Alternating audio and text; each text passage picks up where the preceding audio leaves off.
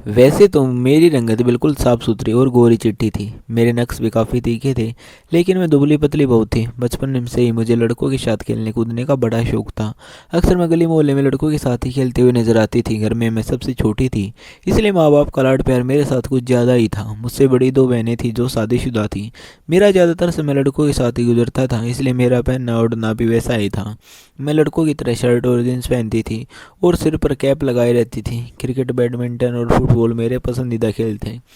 मुझे पता ही नहीं चला कि कब समय गुजर गया और मैं 16 साल की दहलीज भी पार कर चुकी थी।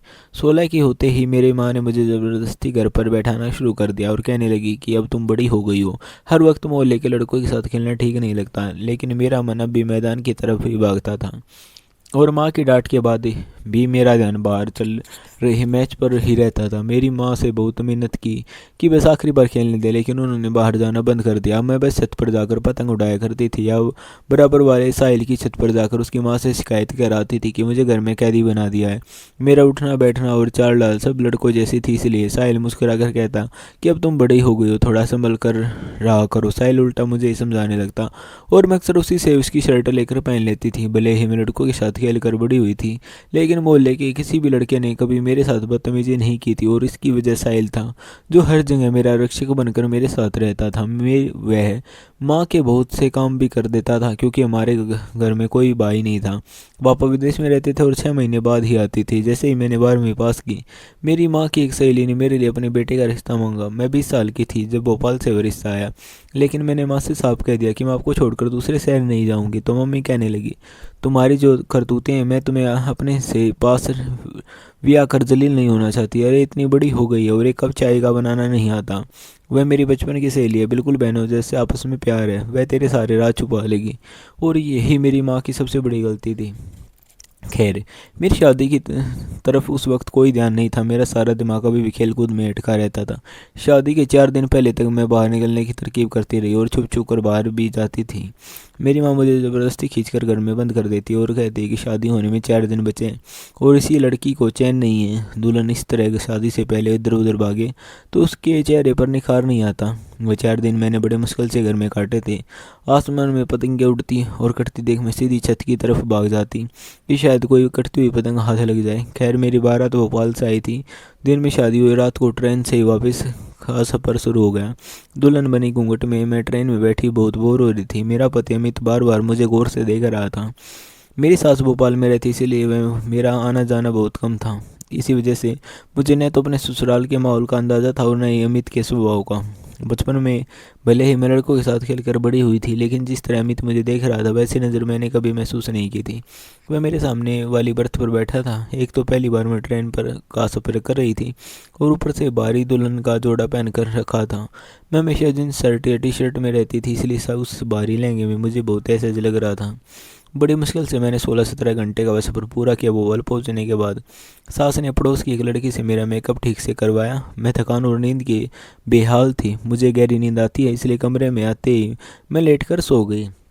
रात के किसी वक्त मेरी आँख खुली तो देखा मैं सोफे पर तकिया रखकर सो रहा था।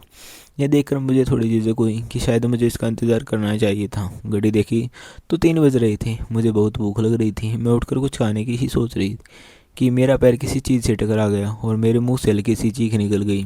आवाज़ सुनकर अमित जाग गया और मुस्कुराते हुए मेरे पास आकर बैठ गया। उसने कहा कि मैंने तुम्हें जगाने की बहुत कोशिश की थी, लेकिन तुम गहरी नींद में थी, इसलिए मुझे याद नहीं था। पर शायद ऐसा हुआ होगा। उस वक्त मुझे थोड़ी शर्मिंदगी महसूस हो रही थी और मैं सोच रही थी कि उससे अपनी भूख की बात कैसे कहूँ। तभी उसने मेरा हाथ थाम लिया और कहा कि हमारी माँ का आपस में आना जाना ज़रूर था, लेकिन आज मैं तुम्हें पहली बार इस तरह देख रहा हूँ। मेरी माँ ने जब मुझे तुम्हारे लिए पूछा था तो मैंने अपना फैसला माँ पर छोड़ दिया था, लेकिन फिर मैं यही सोचता रहा कि पता नहीं तुम कैसी होगी।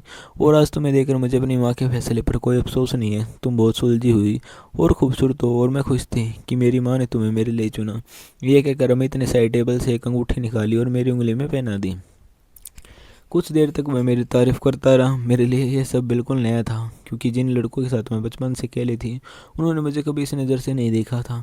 इसलिए अमित के मुंह से अपनी तारीफ सुनकर मुझे अच्छा लग रहा था। वह बहुत अपनापन दिखा रहा था और मुझसे नरमी से बात कर रहा था। लेकिन अचानक वह मेरे हाथ देखकर चुप हो गया और बोला कि तुम्हारे हाथ बहुत खुरदरे हैं। लड़कियों के हाथ आमतौर पर मुलायम होते हैं उसकी बात सुनकर मैंने अपने हाथों की तरफ देखा और समझ गई कि खेल कूद की वजह से वे ऐसे हो गए हैं। वह उठकर अलमारी के पास गया और एक साधारण सा कपड़ा मुझे देकर बोला कि इसे पहन लो ताकि आराम मिल सके। मैं खुद भी भारी कपड़ों से परेशान थी, इसलिए मैंने वह कपड़ा पहन लिया।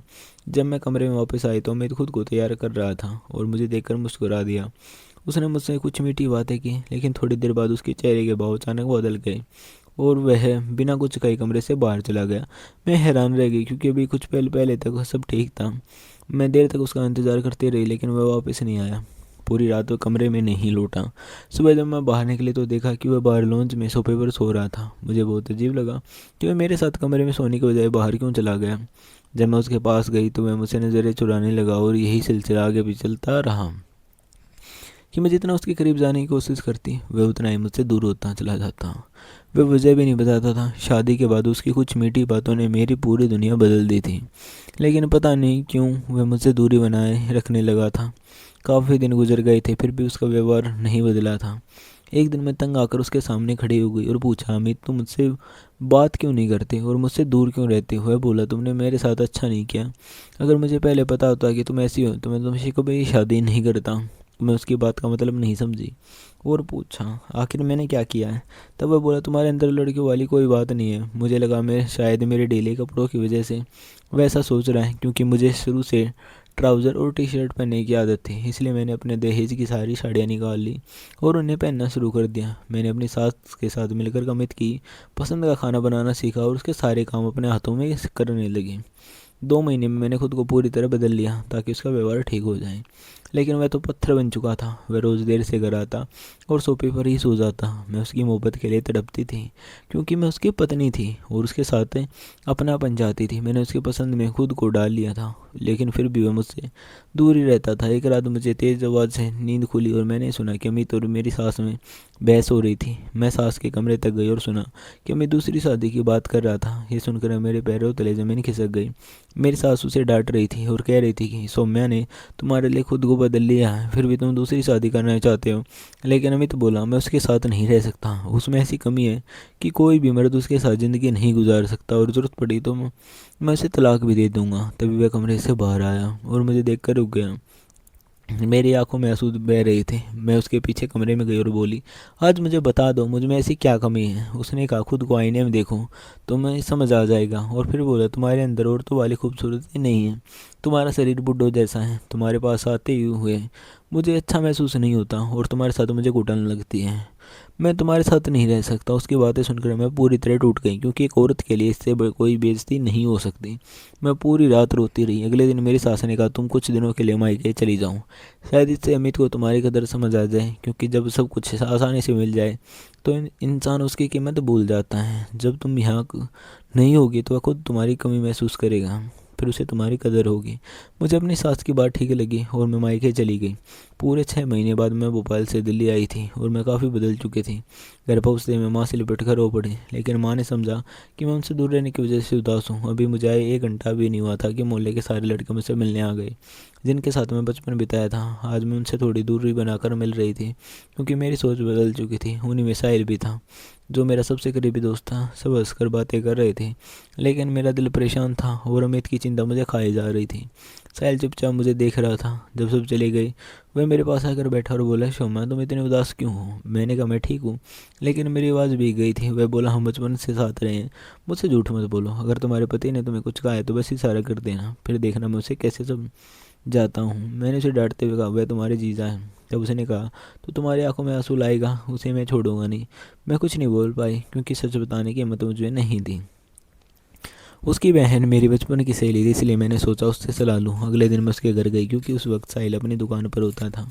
उसकी बहन ने मुझसे मेरी शादीशुदा ज़िंदगी के बारे में पूछा और मैंने बस इतना कहा कि अमित अच्छा है। थोड़ी देर बाद उसने झिझकते हुए कहा कि वह मुझे एक लेडी डॉक्टर के पास ले जाएगी, जो इस तरह की समस्या का इलाज करते हैं। मुझे उम्मीद जगी और अगले दिन मैं उसके साथ डॉक्टर के पास गई। डॉक्टर ने मुझे कुछ दवाइयाँ दी और अच्छा खाना खाने को कहा। घर आकर मैंने देखा माँ मेरी सास से फ़ोन पर बात कर रही थी, तो मैंने फ़ोन लिया और खुद सास से बात की। मैंने अमित के बारे में पूछा तो वह बोली, मैं रोज़ उसे समझा रही हूँ, लेकिन मैं सुन नहीं रहा। तुम बस अपनी सेहत पर ध्यान दो।